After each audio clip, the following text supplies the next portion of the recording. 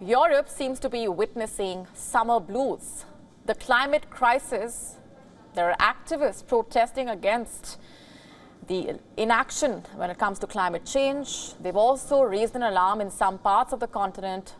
Along with droughts, floods, wildfires, climate change activists in Rome have been making headlines. Demonstrators poured charcoal into the Trevi Fountain. This turned the fountain's bright blue waters into black. Our next report telling you more.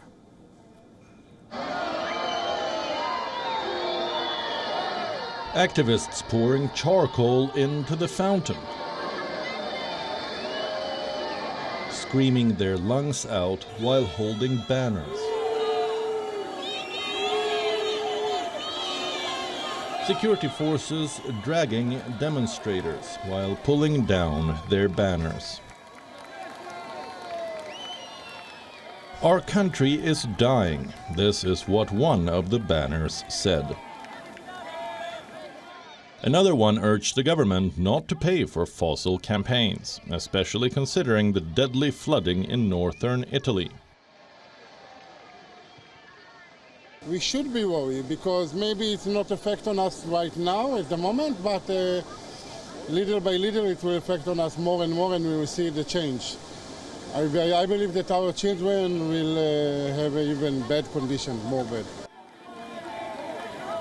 Are such protests by climate activists justified? The mayor of Rome, Roberto Gualtieri, says that the protest at the Trevi Fountain is an absurd attack on Rome's artistic heritage. He has urged activists to hold talks and avoid putting monuments at risk. These stunts by climate activists might grab the public's attention, but they also prove costly to the government. Officials say that the 300,000-liter fountain will have to be emptied, and the dyed water will be disposed safely. This will cost time, effort, and of course, water. Throwing away 300,000 liters of water seems a little counterproductive, especially for activists who want to save our planet. Although their way of protesting might not make sense to some, their climate mission in its entirety does make sense. Protesters have criticized the government for not preparing for climate change.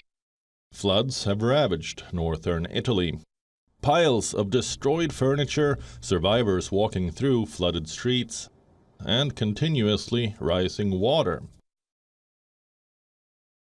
This is what the region of Emilia-Romagna is witnessing, where over 14 people have been killed and over 36,000 people have been displaced.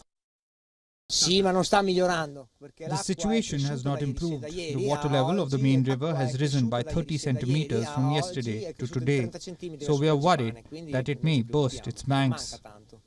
Prime Minister Giorgia Meloni visited the flood-ravaged region. I have seen so much pride in the affected citizens, people motivated by the desire to rebuild, to participate.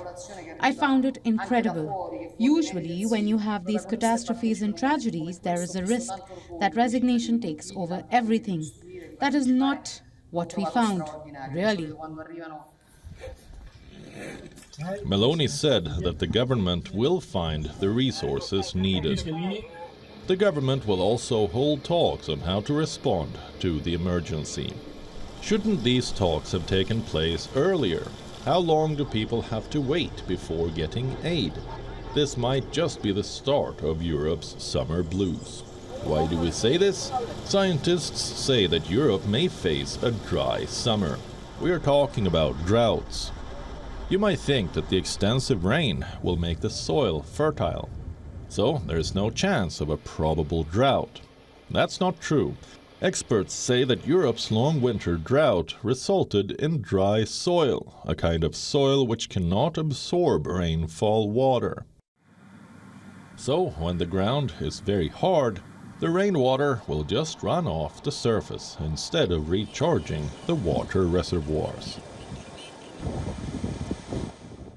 This also leads to catastrophic flooding events like the current one. Violent transition between dry and rainy weather has consequences. Will the leaders act before more precious time is lost? Bureau Report, WION World is One. WION now available in your country. Download the app now. Get all the updates on the move.